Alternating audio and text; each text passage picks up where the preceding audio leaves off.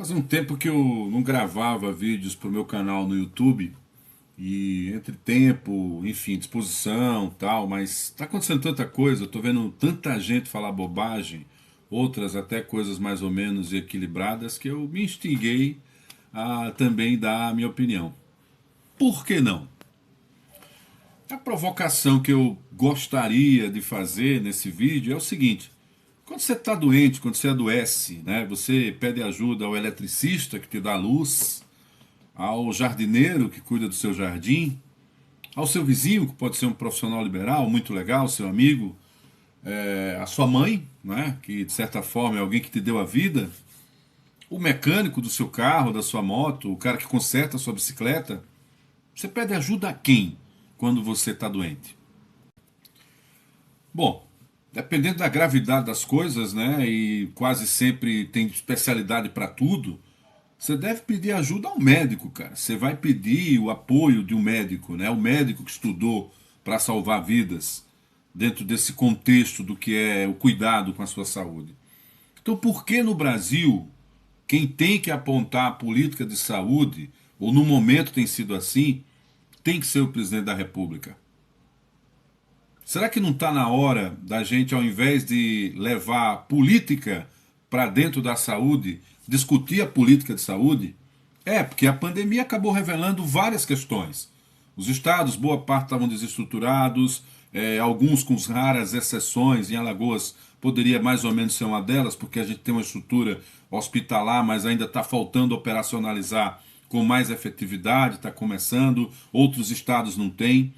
Mas na pandemia, especificamente do coronavírus, ou Covid-19, que alguns, né, tentam politizar além do normal, a gente não está discutindo a política de saúde. A gente está trazendo política para dentro da saúde. Política é bom, política é importante, a gente evoluiu como ser humano, o mundo também, graças à política. Mas quando a política ela é imposta para defender uma única ideia, sem levar em conta a discussão, sem levar em conta o debate, sem o critério da racionalidade, ela pode se tornar uma arma perigosa, prejudicial. O país hoje passou a ver a queda de um segundo ministro em meio a uma pandemia que não completou 3 meses de vida nesse país e que está caminhando para muitas mortes. E eu não quero aqui entrar no discurso da economia dando a entender que não é importante que as pessoas que tenham suas microempresas, principalmente estas, mas as empresas também que empregam pessoas, vão enfrentar esse problema, obviamente, tendo derrotas, tendo perdas, morrendo também.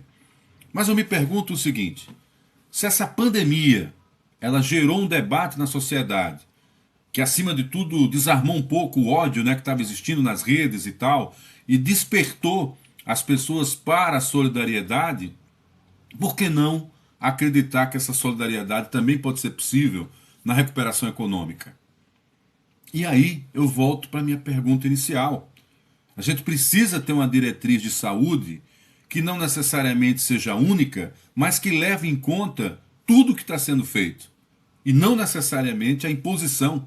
Valer a minha ideia, valer a sua ideia, valer a ideia de terceiros, enfim. A ciência ela pode ser um norte. E são vários os nortes que a ciência oferece. Mas especificamente nesse caso, a ideia do isolamento social, e eu fazia tempo que eu não ouvia essa expressão, acho que eu não me lembro especificamente que eu ouvi falar em isolamento social associado a algo que salvasse vidas, ligados à saúde.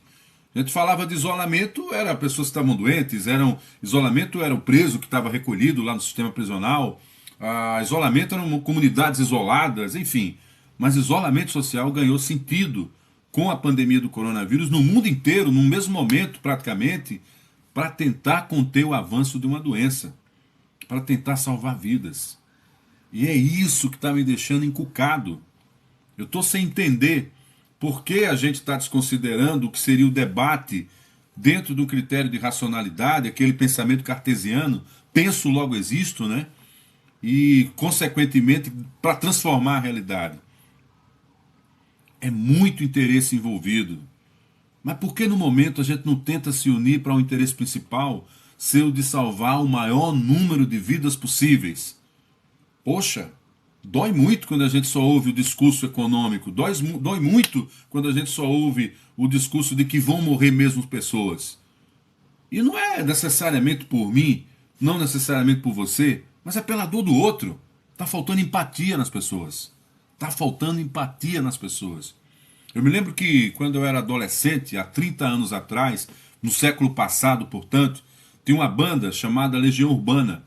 E o vocalista, o Renato Russo, e antes que você comece a ficar paranoico com o nome dele, ele não era russo não, da Rússia comunista, era russo, o apelido dele lá, o Renato Russo, não é? O Manfredini, Renato Manfredini, ele cantava: é preciso amar as pessoas como se não houvesse amanhã. Será que é possível a gente amar as pessoas como se não houvesse amanhã? Mas para isso, a gente precisa se amar. E quando a gente se ama, quando a gente reconhece que a minha emoção é diferente da sua, e que existe nesse meio o pensamento racional que pode nos unir, que pode nos aproximar, é possível que a gente venha evoluir para algo melhor. Eu nunca fui mobilizado para nenhuma grande ação nos últimos 47 anos da minha vida, mas vamos considerar aí os 30 e alguma coisa, né? Já quando a gente começa a pensar, para salvar vidas. E nesse momento isso é possível de acontecer, se a gente se unir para salvar vidas. Mas reconhecer que existe algo maior do que cada um de nós, que pode ser um norte que orienta para isso.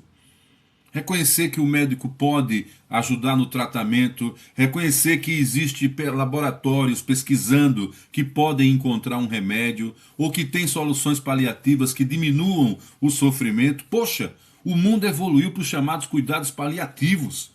A gente hoje trata inclusive da dignidade para morrer. Pessoas, pacientes terminais, contam hoje com essa estrutura. Mas por que nesse momento a gente vai divergir e criar tanto problema? A estabilidade no combate à pandemia, com a falta de direcionamento da política de saúde, vai levar e já está levando a uma instabilidade política. O que mostra que a gente continua doente também com uma doença, né, um tumor que está crescendo nesse universo da política. E que vem lá de trás, tá? Não nasceu só agora, eclodiu principalmente agora. Mas será que é possível a gente pensar que existem caminhos que possam fazer a diferença nesse momento? Pensa nisso. Vamos parar com esse duelo. A quem interessa esse bate-boca desleal de um com o outro? A gente precisa se acalmar, porque tem pessoas próximas, cada vez mais próximas, que estão morrendo. A gente já perdeu grandes nomes da nossa cultura. Vamos ter que perder muitos nomes do pensamento racional, do pensamento humano. Temos que tentar salvar a vida dos mais pobres, salvar vidas da classe média, salvar a vida de todos, dos ricos também. Aqueles que geram emprego, têm consciência social. Mas por que a gente vai acreditar que muitos vão ter que morrer e isso é normal? Isso me incomoda. Isso me incomoda.